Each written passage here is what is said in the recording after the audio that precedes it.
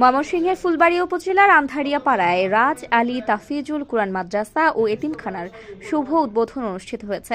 এ উপলক্ষে রবিবার আন্ধারিয়া পাড়া বাজারের পূর্ব পাশে মাদ্রাসা কক্ষে আলোচনা সভা অনুষ্ঠিত হয়েছে।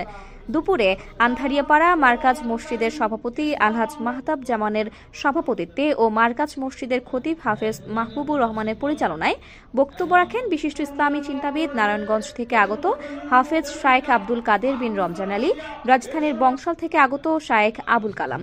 এ সময় আরও বক্তব্য রাখেন রাধাকানাই ইউনিয়ন পরিষদের চেয়ারম্যান গোলাম কিবরিয়া শিমুল তরফদার, বীর মুক্তিযোদ্ধা হজরত আলী, মার্কাজ মসজিদের সাধারণ সম্পাদক রফিকুল ইসলাম, কোষাধ্যক্ষ সাইফুল ইসলাম সহ বিশিষ্ট ব্যবসায়ী সানোয়ার হোসেন, সিদ্দিকুর রহমান ও গাজীপুর কোনাবাড়ি নসের মার্কেটের ফেব্রিক্স ব্যবসায়ীবৃন্দ।